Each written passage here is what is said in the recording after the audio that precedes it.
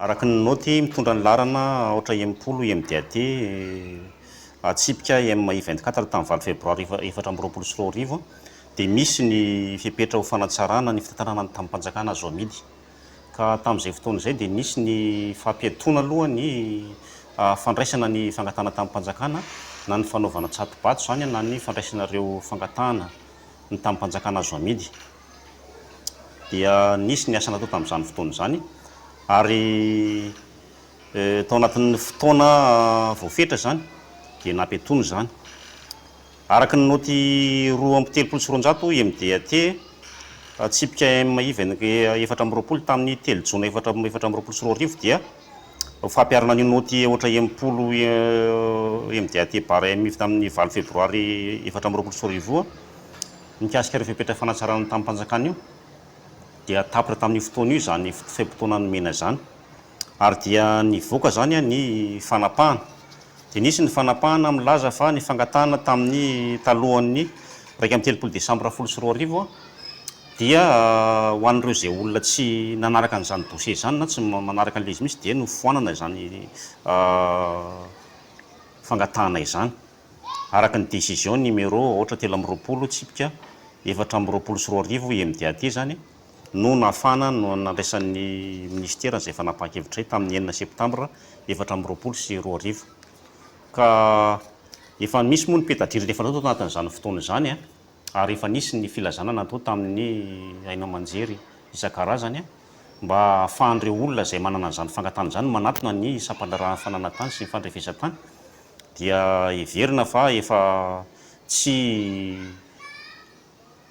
manohy ny dossier intsony ireo olona ireo zany dia miverina tamin'ny mpanjakana madidi io zany ireo tanakatahana tany ireo rehefa tsy tonga ilay olona nanavao an'izany fangatahana izany. An'ireny fitantanana tamin'ny mpanjakana izay tantanina amin'ny ministera reny indray zany dia vita soamantsara moa zany ny andininy voalohany aloha tamin'ireny fampiarana n'iny didy izay ireny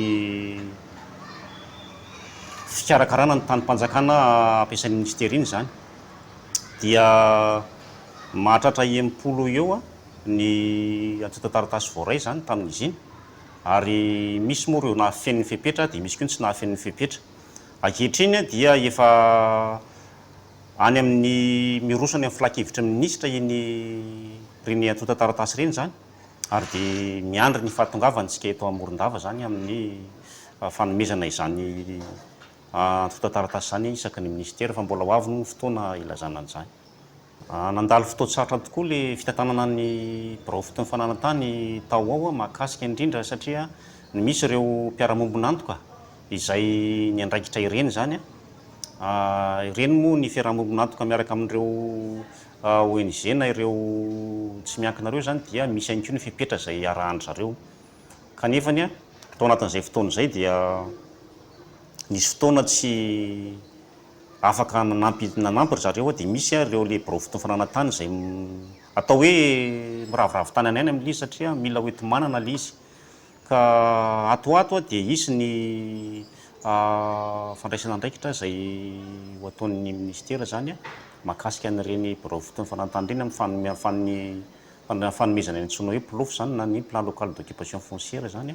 amin'ireny birao fotoana fananantany ireny fanavaozana an'izany PLOF zany na ny fanaovana manaraka andro azy na mise à jour satria ireo anton'ireo no mahatonga ilay izy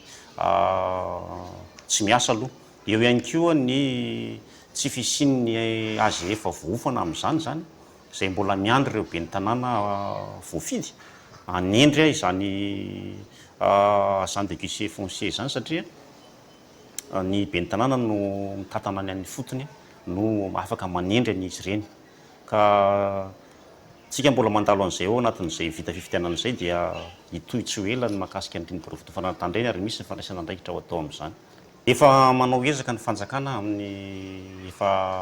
mandritra izay fotoana izay nisy ny fanaovana ny karatany fobe ho an'ireo tanin'olon-tsotra tsy vita titra dia efa nisy ny fanaovana izany karatany fobe zany tamin'izany ary mbola mitohy hatramin'izao.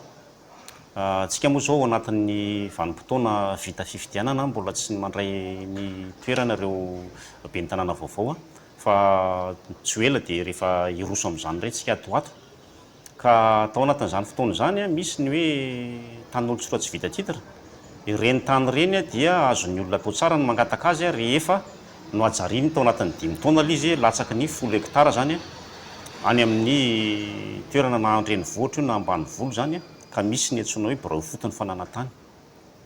Dia azon'ny olona atao tsara ny mangataka an'izany ary manatona ny zampandrarahan'ny fananantany izy zany sy ny fandrefesantany amin'ny andinindininy mahakasika an'izay. Mahakasika an'ilay lohasato indray na ny tanety resahanao zany a dia misy ndraiky koa ny hoe tany lavavolo. Ny tany lavavolo a dia iandraiketan'ny sampandrarahan'ny fananantany zany a